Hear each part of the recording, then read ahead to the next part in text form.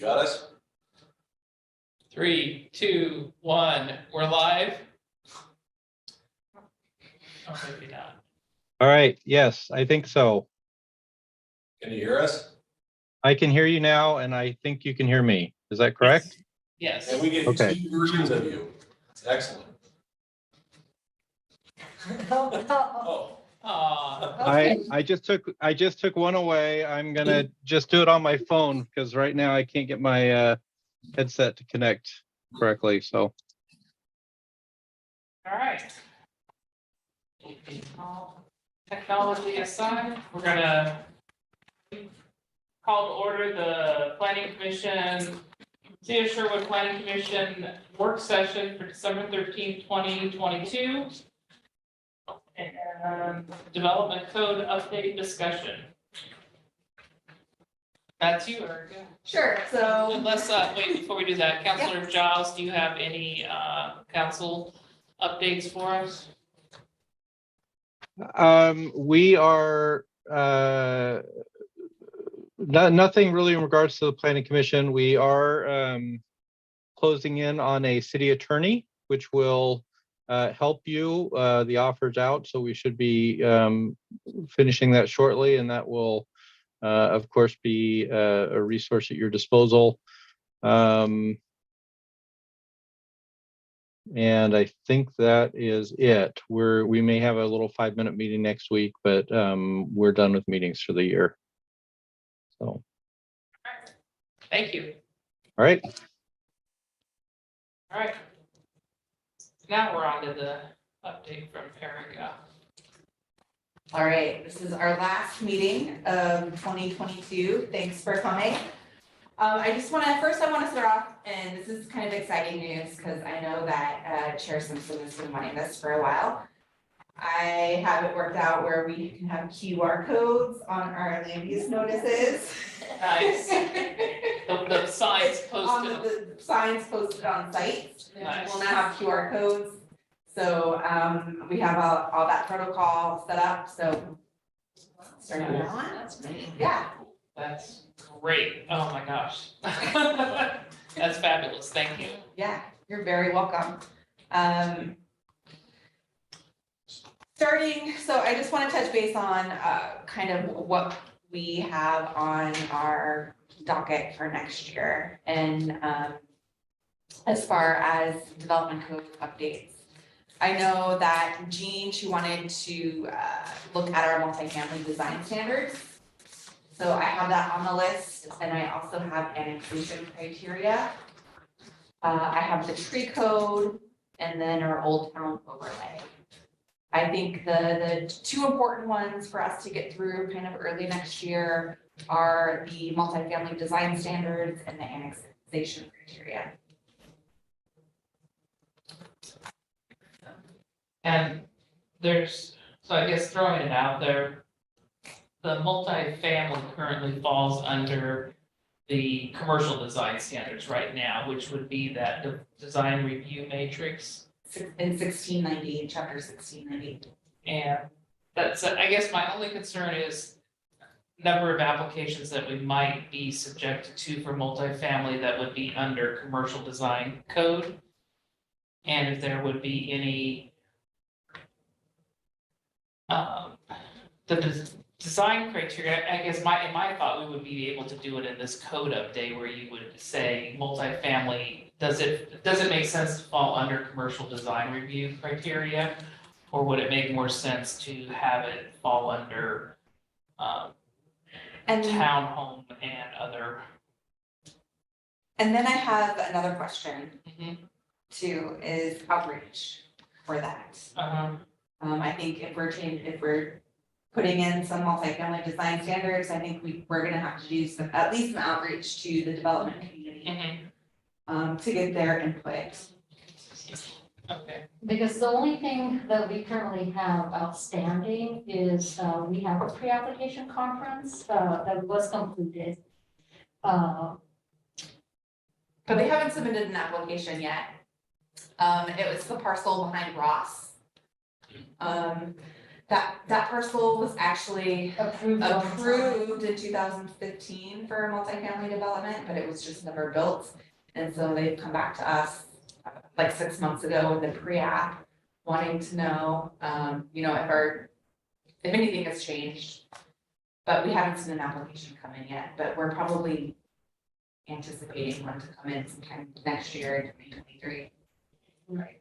So if we're moving that from under the commercial section now into where, the concern I had just from a logical flow process is the ownership is a enterprise in business of renting buildings, domiciles, and it is a commercial enterprise, isn't it? Versus, Yes. And it does fall under the commercial building code as well.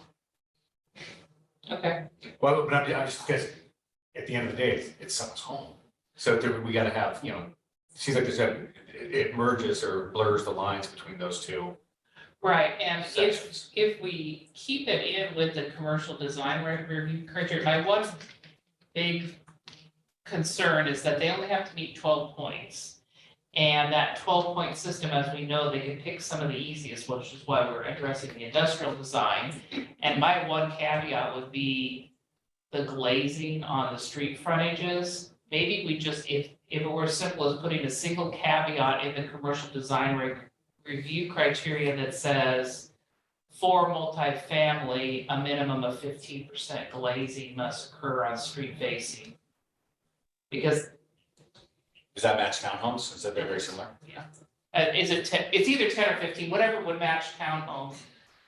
Because of the scale of a multifamily, not getting enough glazing and having an apartment complex on the street facing, that's what I've been really advocating for. I mean, I would like to have some of the other articulations, but without reaching out to the whole community and the development community, really difficult. But if we put a single caveat on it, we may be putting a Band-Aid on it until we can get to it sometime next year.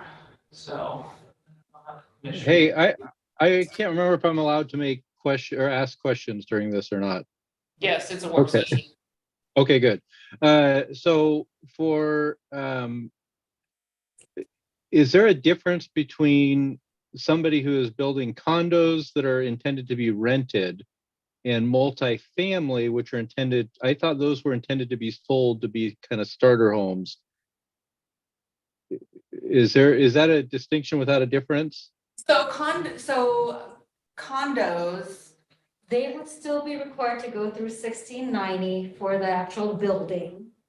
But they just go through a different process in regards to platting it as a condominium that is typically through the state versus keeping it as a whole.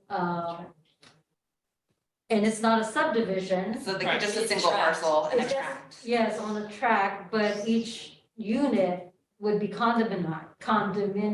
So the building envelope stays the same, the ownership is the differentiating category between those two items. Right, but they would still be required to go through the site plan review matrix as far as design matrix. Okay, I guess what I'm saying is that it feels like, so for all the people that are saying, hey, I want to keep Sherwood feeling like Sherwood, if these multi-tenant or multi-family homes looked more like residential than commercial, I think we will be accomplishing that goal. Right? Correct, and that's what my premise has been, is why we should Okay. address multifamily design standards. And what Eric is coming to the table with is that we don't have enough time or outreach to do it in the code update that we're doing today. And then it will be sometime next year. And I'm just proposing that at least. With this code update, that we could change the glazing to 12% in chapter 1690. What's the requirement today? They can do zero glazing on a street facing frontage because it's based on a point For the system, whole facade or just the first floor? the whole facade. And Right. because they only have to meet 12 points, and they can do, the structure size is less than 20,000 square feet, they get 4 points. If they have an entrance, they get 4 points. If they have vertical fenestration, or they have a roof form that's distinctive, they get 2 points, so that's 10. And then if they have 2 different materials, they get 2, so there's 12, and they can do 0 to 20% glazing on the street facing frontage, because they don't get any points for it, so they can have a single wall in an apartment building with 0 glazing and still meet our commercial design standards. So the lot behind Ross, for example, more than likely it will be put in this direction, back facing the other strip mall there, and then we'd have that case in point, that we'd have a side of that multi-unit housing apartments that would require no glazing, as, that'd be right there on Langer. thank you. Yes, Yeah, Yeah. so one of the things is definitely there's criteria that says you can do A, B, C, and D, right? As an alternative, you can do the matrix, which is you choose and you get 60 points for it. So, right, but I'm just reading the one section that discusses the building design, and you can easily get 12 points and keep the entire street facing side blank. And I'm just stating that whatever we have for townhouses as a minimum glazing percentage, we'd add an asterisk to our commercial design review matrix that says, for multifamily, the glazing requirement must be met. The townhome glazing requirement. What are we deciding as a committee tonight on this? We're just, I definitely was not ready to talk through that section. because at the first time we brought this out, I asked for multi-design standards. And the last 2 times, Erica said, we're trying to get it to you. And so she presented this time and she said, not going to get you any draft language, we're gonna work on it next year. And it raises a red flag to me to say, application coming in could meet the commercial design standards and not have a residential, any of the residential criteria that we've already implemented through the rest of it, so. It would just be, did I hear 12%? I don't know where 12% came from. How much is the required for townhomes? And while you look that up, order of operation, so we have potentially somebody who may be developing will it impact them in the pre-conferences that they're having? Yes, because they haven't submitted an application. Okay. Yeah. If we adopt it before the application comes in. Okay, all right. And that's my thought, is if it took us this many months and we haven't gotten to hearing yet, we could be halfway through development season and all the applications for 2023 will have been probably submitted, or not all of them, but there'd be a large percentage if there's any multifamily coming in, I think. so just for perspective on how many how many applications do we actually see? Rarely do we see one a year. I went 4 years without seeing a multifamily development. and all. Yeah. Yeah, I mean, That the was last, This past the year. last multifamily that we've done is Oregon Street Tunnels. And that was before, that was before. What the- about the messy one that eventually we said no on, over by the health club? Oh, yeah, That that, was the first one. But that wasn't, they didn't have a customer front-facing rental place in road. So your concern is the urgency of this, right? To Correct. decide whether or not we want to do something like fast, that's simple to get it in there Just, versus redesign the whole package kind of next year. right, do we wanna put a, Can we do both? that's my Yeah, question, I mean, can we put a Band-Aid on for glazing on street frontages and deal with the entire development code, because we're not going to be able to deal with multi-family design standards. I'd be open to that if we come up with some kind of draft language around that, and at a next working session, we could. I would think you might have the draft language ready to go that you want to present You might. tonight. But- No, my draft language is just an asterisk that really, because it already says that apartments or multifamily will be under the commercial design review matrix. And I think we just have to put a caveat in here that says multifamily must have a minimum of, their glazing require, in addition to this, multifamily must meet the townhome glazing standards. Can you adjust that? Is it adjustable or a variance for, I'm forgetting what we call it here. Yeah. Can you seek an adjustment for it? You can because it would be a standard, but If we this put it as an packet- asterisk, can you ask? but part of your packet, you're already decreasing the ask in regards to, No, yeah, I'm Class just, B if I'm a developer, can I seek to not do that? I'm just curious, like, because I think sliding something in like that's fine if it's something that you can seek an adjustment for, because if you have a project in the works and they have stuff being developed, I think it's a little softer and more palatable development community that like, we didn't go through a robust outreach program for this, it's one small thing, and if you got a super unique circumstance, you could seek an adjustment to reduce that percentage for some reason. So I think that's probably, And the way the code reads now too, you have two options, for multifamily. You have, one section that's, I think it's more discretionary. And then you have the matrix is, and I forget what section. Yeah, because there's in the, as an alternative, Yes. they can just follow Old Town design standards. Or as an alternative to either one of those, they can have a design review period. of planning Yeah. commission. yeah, So there's three options, they do the matrix, they do Old Town design standards, or they come before the commission and say, yes, we're gonna meet it, and if they're building multifamily, they're probably. and if the percentage isn't high, it's not hard to ask, like, in the situation behind us, that will probably be like the stairwell area. Right. Just cut a couple windows. Maybe something or something like that. Yeah, I forgot, what about that one that's on, over next to, Second. whatever used to be the middle school that is now an elementary school Oh. and the admin offices. Was it, that's Hoxie. isn't that's not multifamily, that was a townhome or was it apartments? The 7 or 9 that came in and. oh, sure. Those were townhouses. Oh, those were, Townhomes?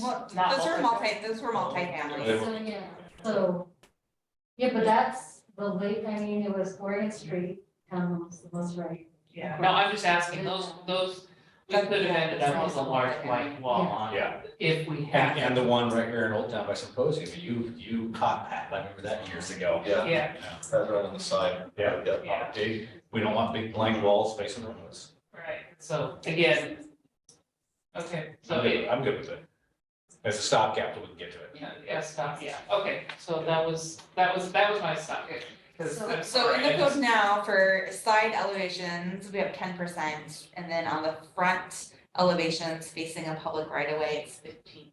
Yeah, so I say the asterisk just So says to mimic, mimic, multifamily, because they are residential, need to mimic townhome glazing standards section, blah, blah, blah, blah.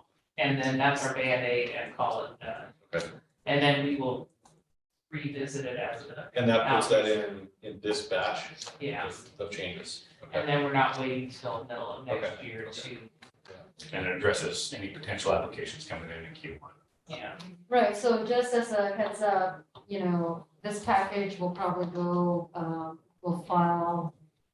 You guys might not see it until February, so if they submit an application in January, they would be subject to it. Because this would be in effect, or whatever is. You're a short-term stopgap, takes 2 months to approve. Yeah, that's why, Yeah, that's why that my is. concern Yeah, it is, is. I don't wanna wait for, And I'm sure that particular consultant is in tune in regards to all of our edits, as far as amendments.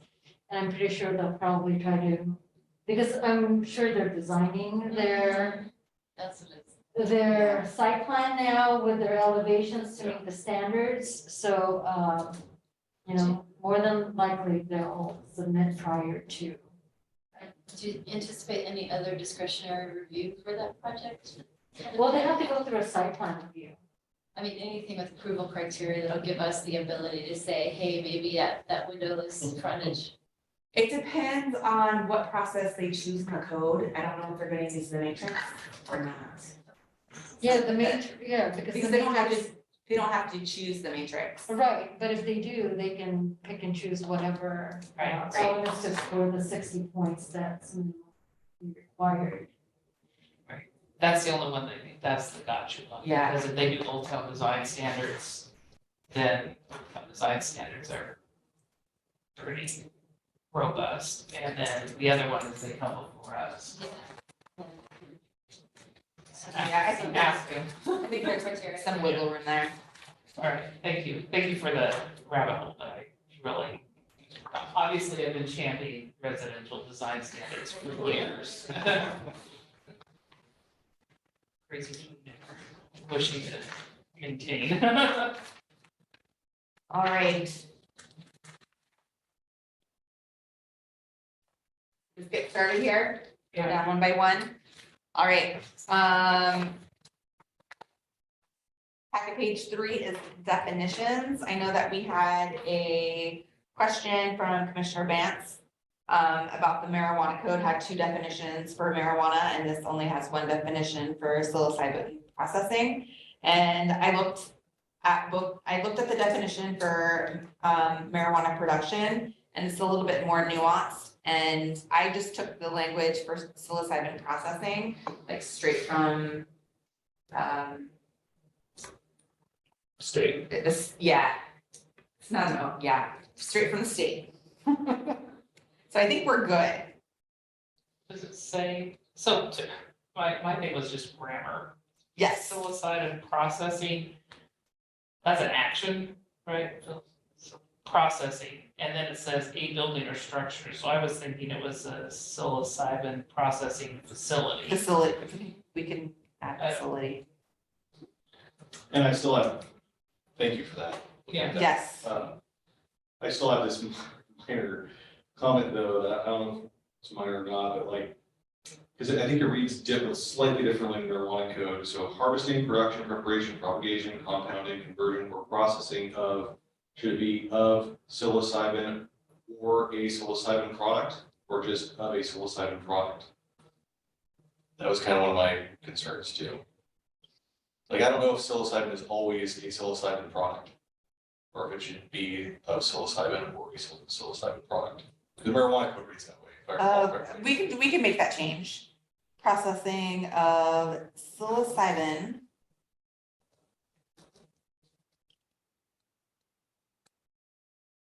Or And then the rest is fine. psilocybin product, got it. Yeah, I don't know enough about this stuff to know if there's a difference. Yeah. But, I'm sure they're gonna do something with it. That's what we're gonna. yeah, All right. Get rid of the police force, make drugs illegal, or illegal drugs legal.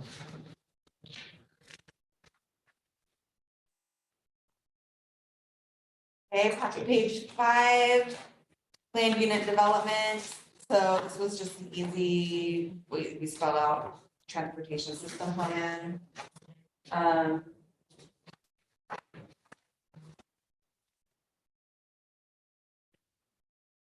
Manufactured homes. See, packet page 8, I think we're all good there.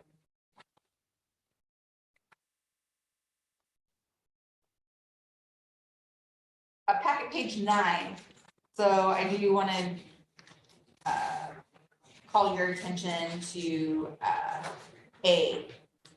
So where it says, except as otherwise provided, no lot area, setback yard, landscaped area, or open space required by this code shall be considered as providing the required lot area, setback yard, or open space for another lot or development site under the provision of this code.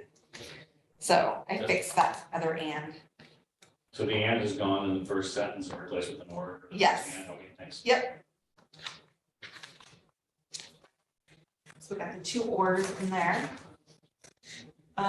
We added calendar day.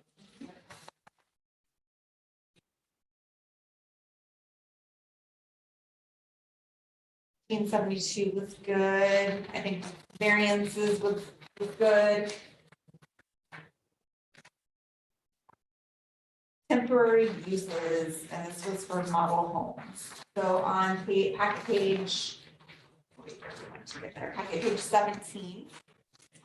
Yep. We moved the time limit of model homes. It was in a different section, I think it was towards the end, and we moved it to 2C on page 17. And can we swap B and C? Yeah. Because it reads better, you have one group of things, the next group of things, and then everything else. Yep.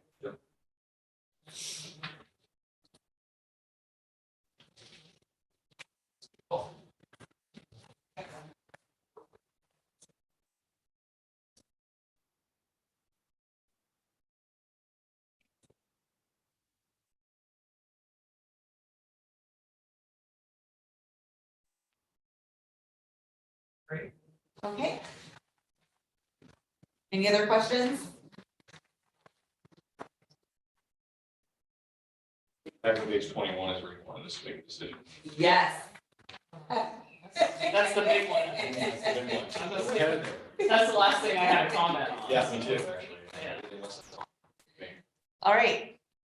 So at our last work session, I know that we did talk about, like industrial design. We took one out, we made it permanent.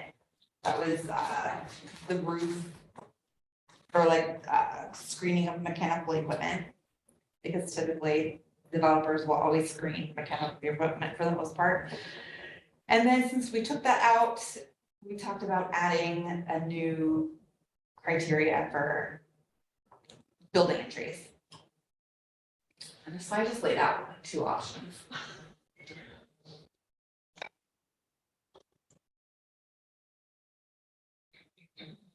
So the first thing, I didn't want the commission to shoot me. Okay. We pulled out roof mount equipment because they're always gonna do it. And back to my perfect world where there is glazing, so instead of number 2 being an option, there would be 3. There's already 1 requirement. What are they? So we're saying that they must meet any 4 of the 6 design criteria. And they must do B always. Right? Yes. And I guess I'm just saying that window glazing and roof mounted equipment should be the always, and 3 of the 5 that are left are options. Maybe, I don't know. I don't know how hard it is. I feel like This is industrial. it's too hard to, Industrial, I don't know. I mean, I guess if windows can have, blackout kind of on them, maybe that's possible.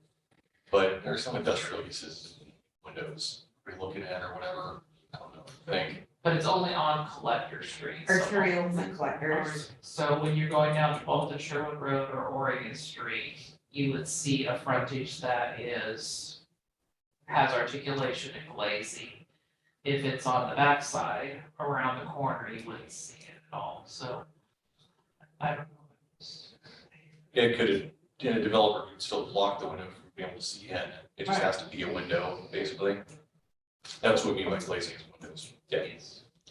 But so just as a point, this is if the industrial development is within 200 feet of an arterial or collector. So if they're not within 200 feet, they would, and not visible from those, they wouldn't be subject to this criteria.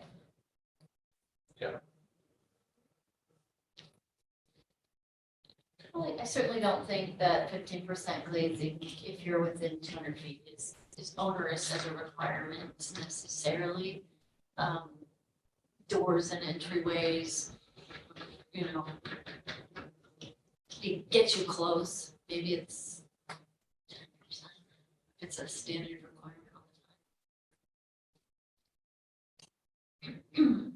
Does it help? Does it give us a?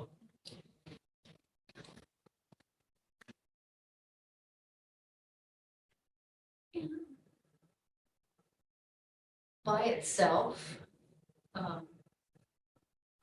guess they could put it wherever, so in an industrial building, they're putting up here, just to meet their glazing.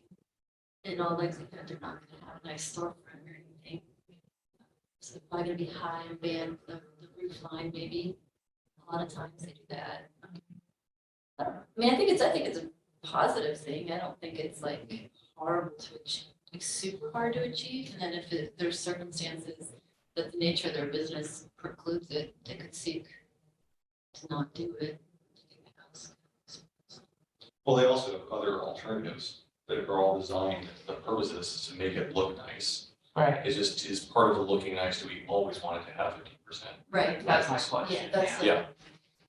So I don't know, as industrial, I see flexibility there as long as there's other things that are done to try to make it look nice. Okay. But 50% is, like you said, Yeah, I I don't think think it's it's probably gonna. doable.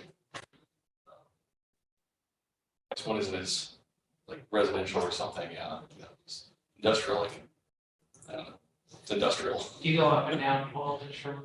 Yeah, I mean, I there's a do. lot of mistakes. I do. And how do you feel about the large expanses of tilt up?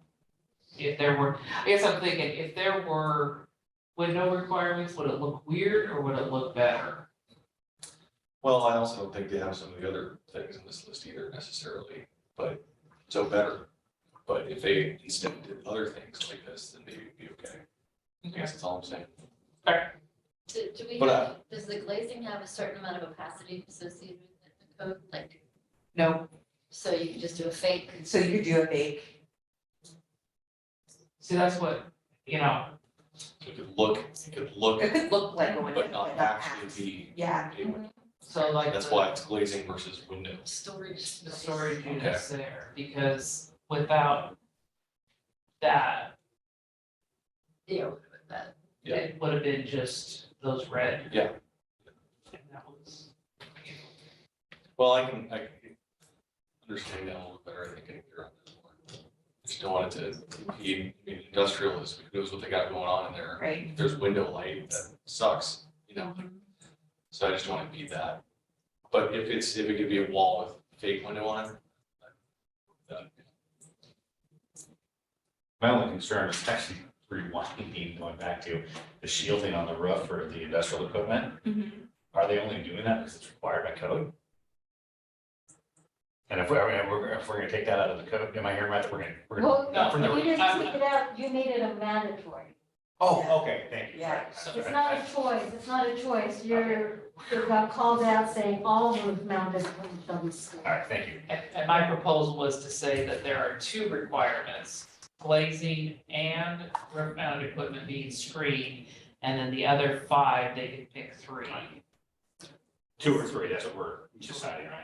Well, Well, we're gonna pick 3, and one of the 3 is either option 1 or 2, it's not reading this. yes, We're gonna pick either option 1 or 2, to be one of the 3. yes. Of the Yes, 6. yes. So what, am I hearing, we pull it Well, out? we dropped it of it'll drop down to 5 if we drop 5 of the 5. the Yeah. window glazing. Okay. Yes, 1 or 2 will requirements. be one of the 3 of the 5. Okay.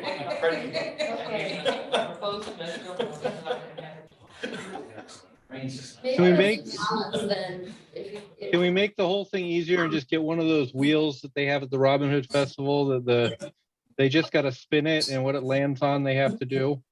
Yeah.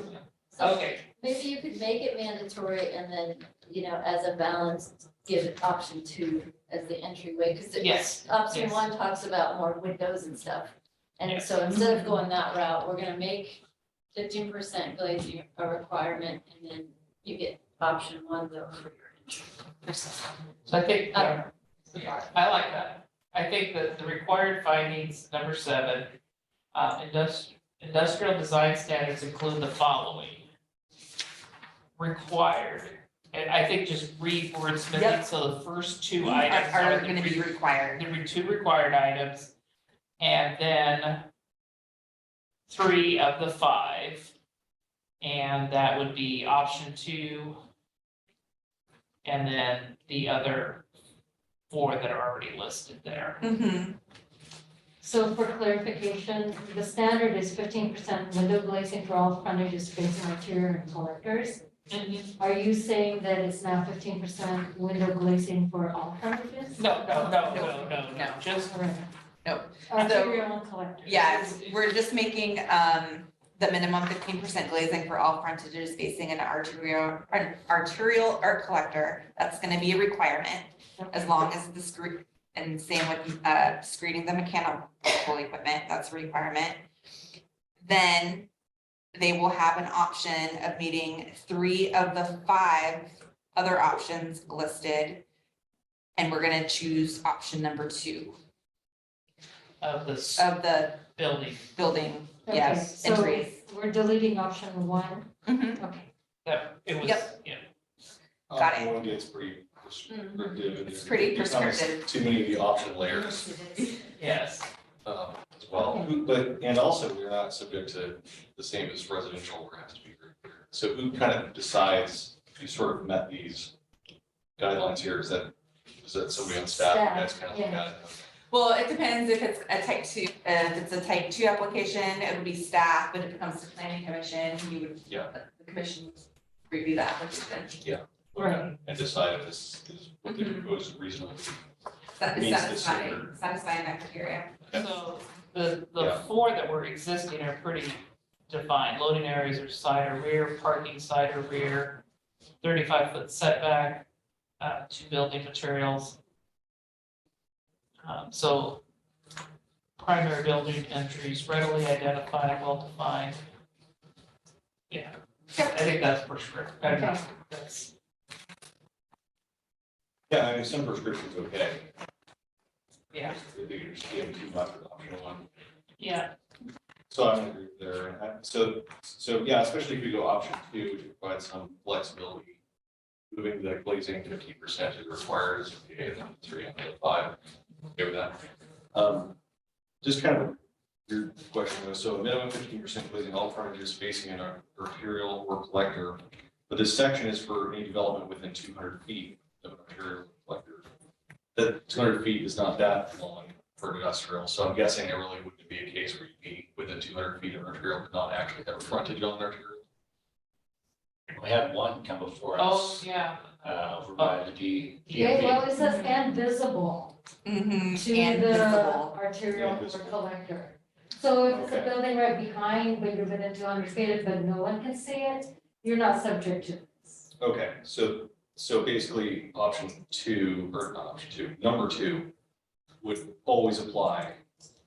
Because I'm just thinking, if you are within 200 feet And visible. and visible, but you're not abutting a street, how do you pick number 2? Because you're not up against the street, but it doesn't sound like it's really possible. You're like, well, within 200 feet and I'm You can still visible, have, but you could still have a primary building entrance. or can you just say, well, I'm within 200 feet and I'm visible, but I'm not next to an arterial, so I'm gonna pick number 2 as one of my things, but it doesn't apply, so yay, 1 down. so, Number 2, the window glazing. yeah. Well, so- we're pulling, oh, we're Facing, still, but it's facing, I guess, so so I guess the idea of it's visible, and whatever side it's facing, it's visible from, I see, okay. Yes. I think we're good here then. yeah, I was getting caught up on the within 200. Nope. yeah, it has to be visible from that Okay. street Yeah, and yeah. within 200 feet. Yes. So. Yeah, we're good.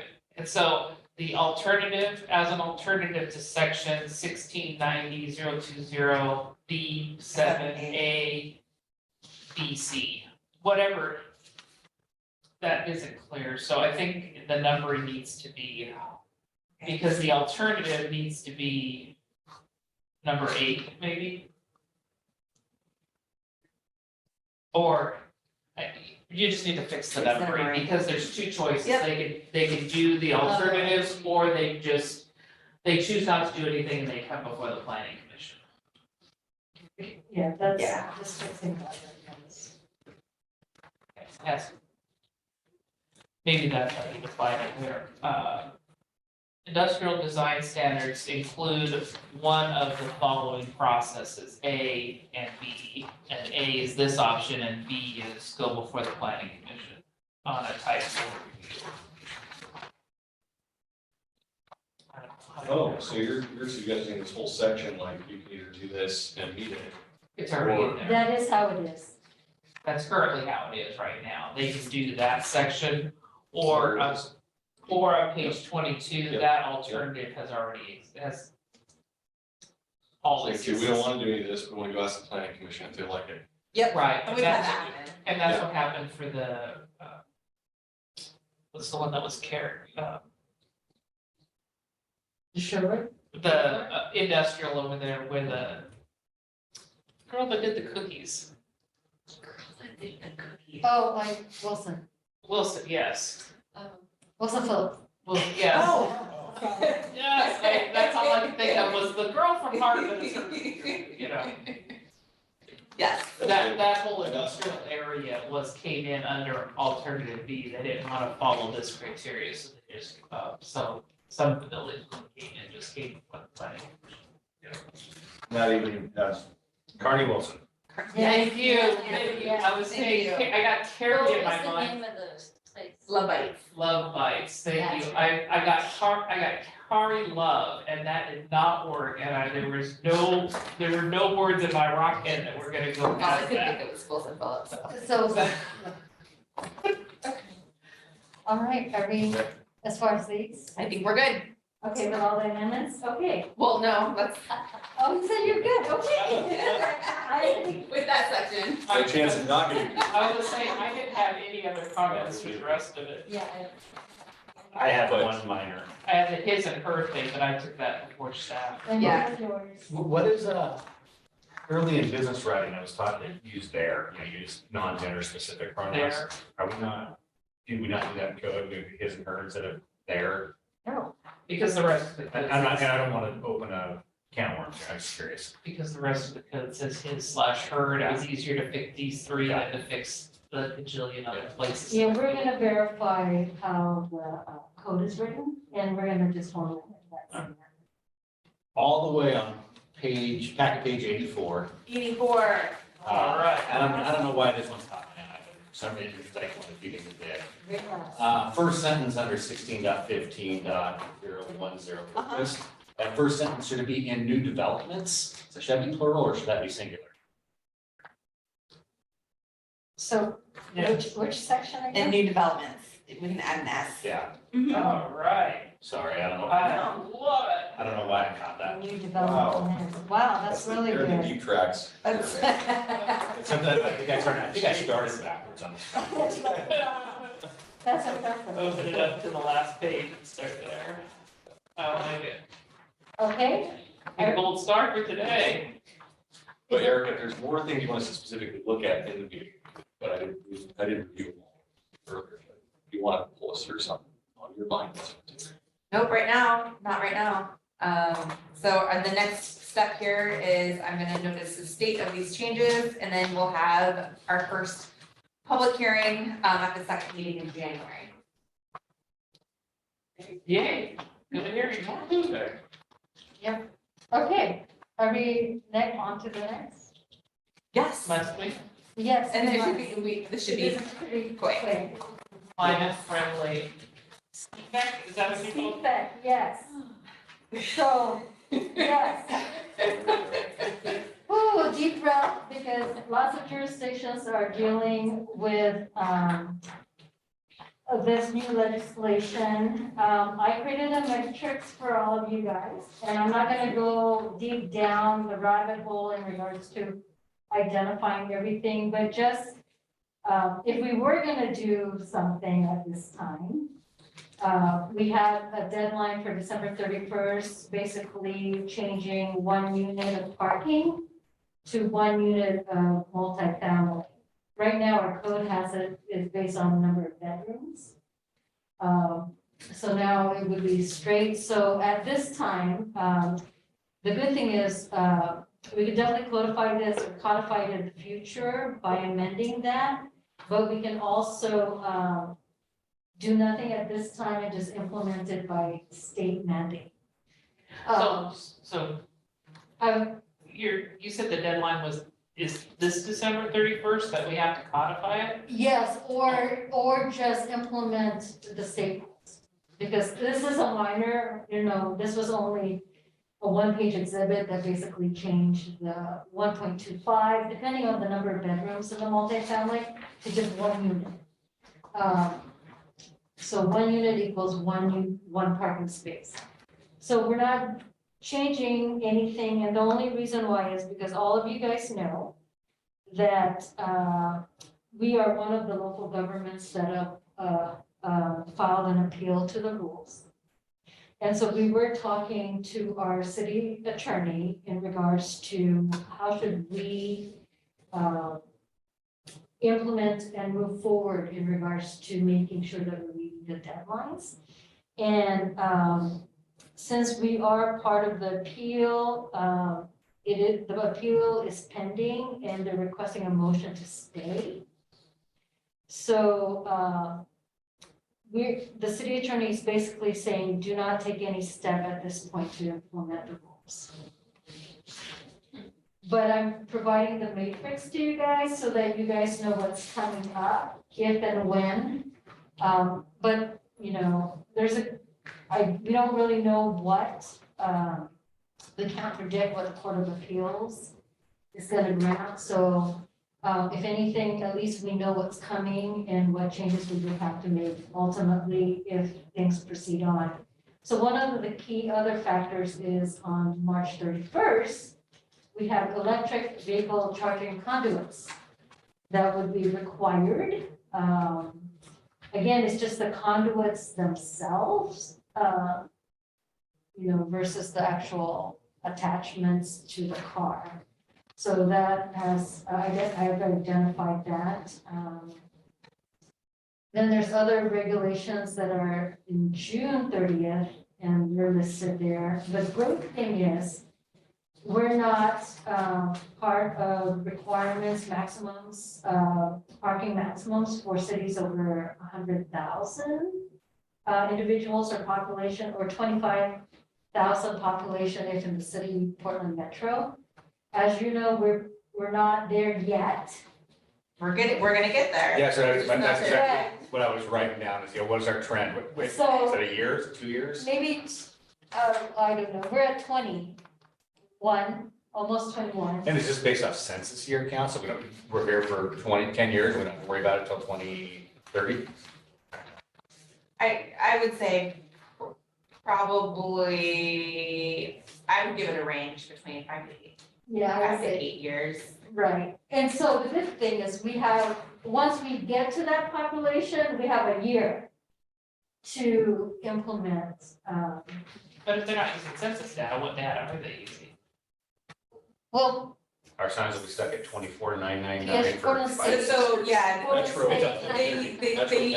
they use the Portland state population projection numbers that come out every year. Yeah. So we don't have to worry about this aspect. And then they did say there's three different types of approaches in implementing. One is repealing all parking mandates. And I know City of Tigard did that. Second, there's choose 3 of these 5 options, and the third is, another option, which has a whole list. The other good thing that Sherwood, why Sherwood is great, we are actually, since we're in the Portland metropolitan area, we don't have to be part of their climate friendly areas, which is like other metropolitan areas like Salem, Eugene, that don't have these parking mandates that we've already implemented through Metro's Urban Growth Management Functional Plan. So which is great. So that's a big workload if we didn't have to do that. And then the other aspect too is there's lots of regulations that are tied to high transit areas. And Sherwood doesn't have a high transit line.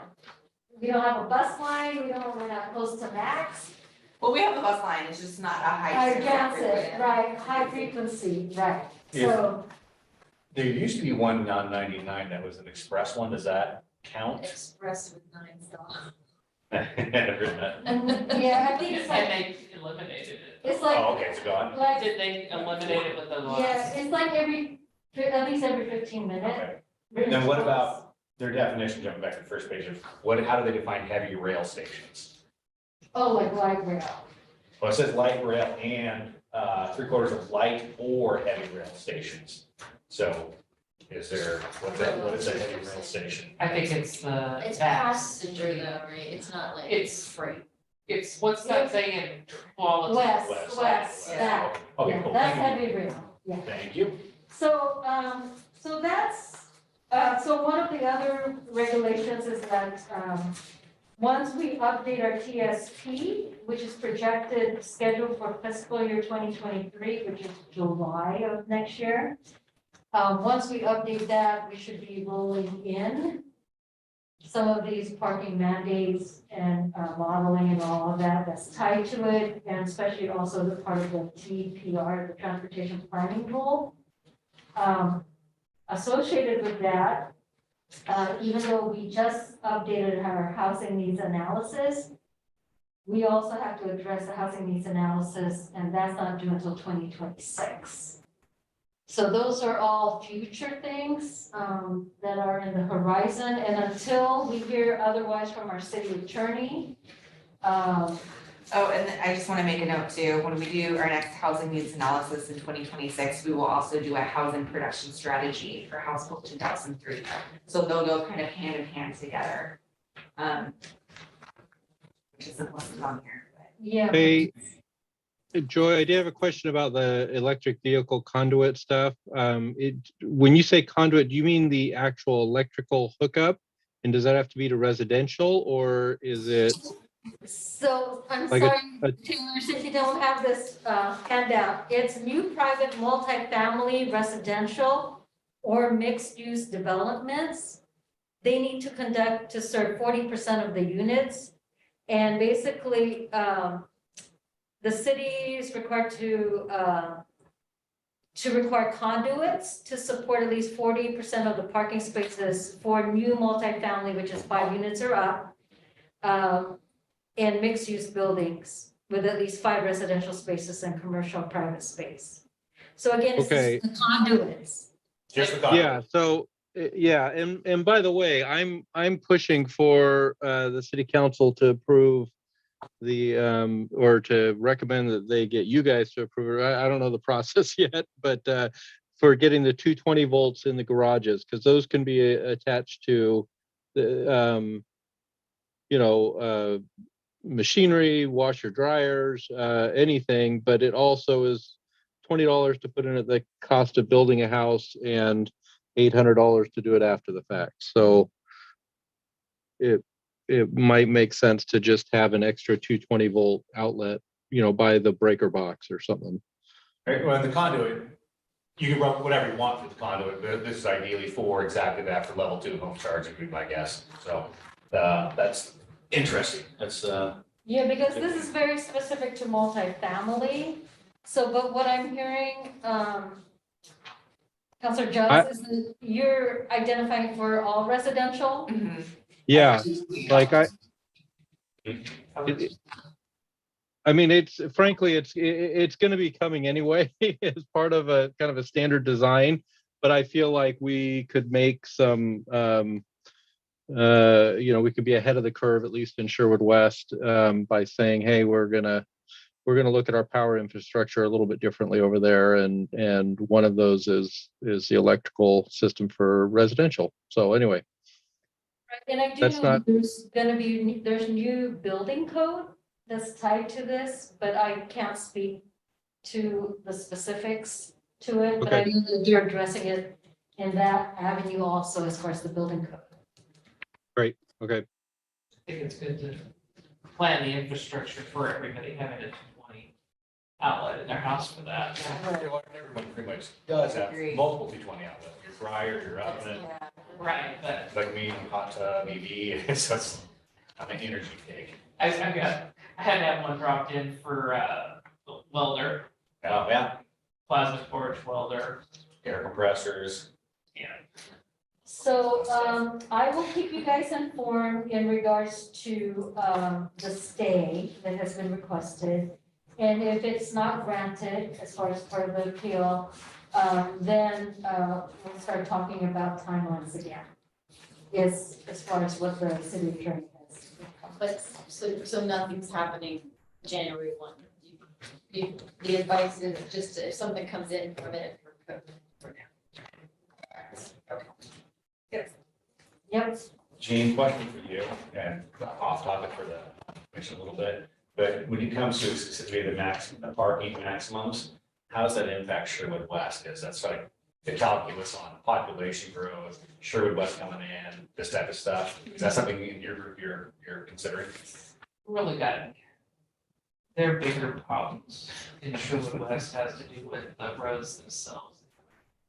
No one's really brought up parking, other than to say, And that's the, like, the next step. So the Sherwood West concept plan is really just laying out the land use designations, like, this is where the residential is gonna go, this is where the employment's gonna go.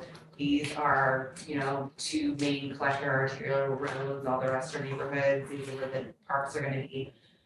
Once we have that and it's brought into the urban growth boundary, then we're really focused on the comprehensive planning for what's the text going to say and then development code for future development. that's really a good thought, because depending on where you have like higher density, if you don't, like the higher density that's here, they're parking over here. The apartments that are there are parking in the city parking lot, so when we start laying out some of these higher densities, we may want to make sure there's public parking available, because otherwise we're gonna have, it's a really good. So it's, we will definitely hit the 25,000 as that comes here. That will definitely put us over the top for all that. So I was just thinking through how that works, the timing. Yeah, but trying to implement a code where we can get wider streets that allow a little bit of street parking, making sure driveway cuts are allowing, is maximizing the parking. And Right. trying to get code implemented that has parking plans as part of the. right, but also one of the key things too is the ones that are existing parking lots, maybe, utilizing them in higher capacity in some manner. That's another provision within this climate friendly equitable. And run conduit to all those, so we can have EV charging there too. Right, Right, so Um, the city should have put EV parking lots, stalls here so that the neighbors next door can access it too. We got 2 right across the tracks though. Yeah, Two that's charge true. points over there. Yeah, so one of the things too, since you brought up Sherwood West, one of the key, no, not a problem, is annexation policies. Because, that's work that we're gonna be doing next year, as we've identified. And, making sure that there's a logical, progression in regards to annexation, because as you know, there's lots of infrastructure need in Sherwood West. And, piecemeal annexation, just because they're adjacent to the city doesn't mean it might be the ideal time for them to annex. You know, even though the standards right now is that this, utilities are feasible. What is considered feasible? You know, is it feasible that the city has to build it and it's gonna cost millions of dollars? Or the developer, you know, so there's gonna be some language amendments in regards to the annexation policy so that at least for Sherwood West, so that it's more clear and that there is rhyme, Reason and it's timely yes, and orderly. yeah. So exciting work coming.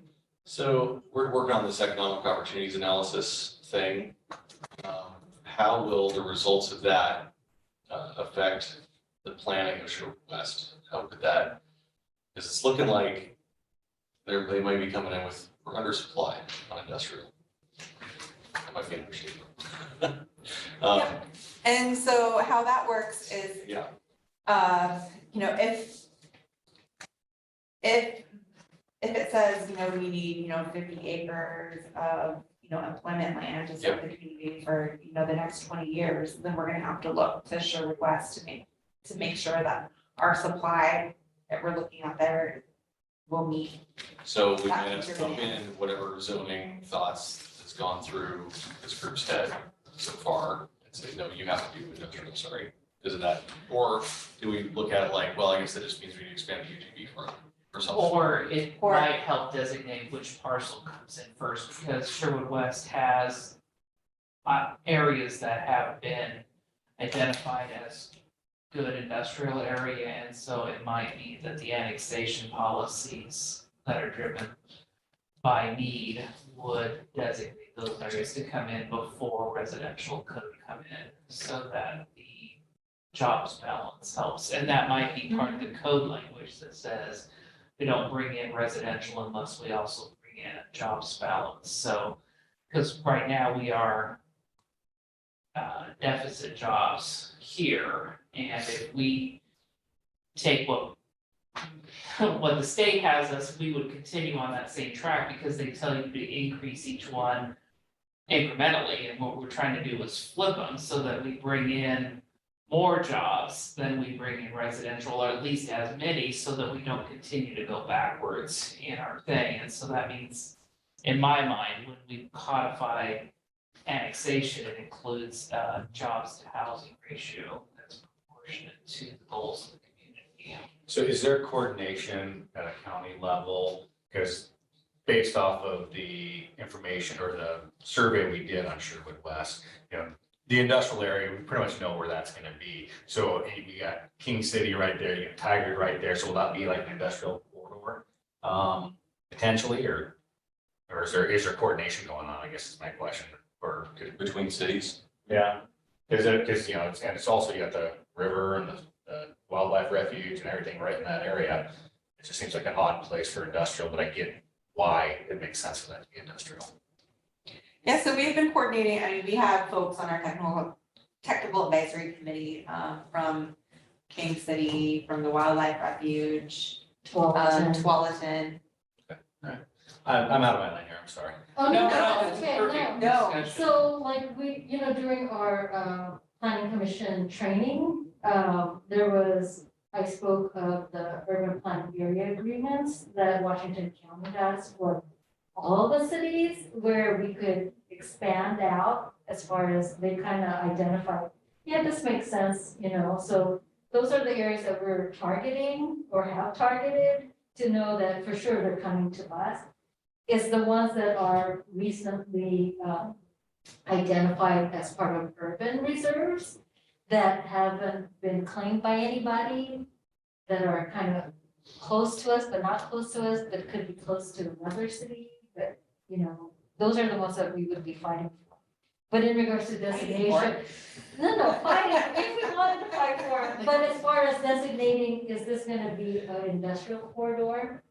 That's a different topic altogether. That's to say that you look down Warren Rogers and you've got owls there, that is that, and then it goes right into all those houses. So between owls and Sherwood, what does that look like then? Is that the area you're talking about? Yeah, where the Fred Myers is going, that's rumored about. Oh, really? I mean, That's a rumor, I know we're broadcasting online, it's just something I heard a long time ago. But it's- Yeah, that whole area, needs sort of an industrial area. All right, no, that's right. Yeah, and that's where if you go back to the beginning of time with, I forgot his name. I was gonna, it's him right now. When you come into Sherwood, we're protected by this green area around us. Who's the,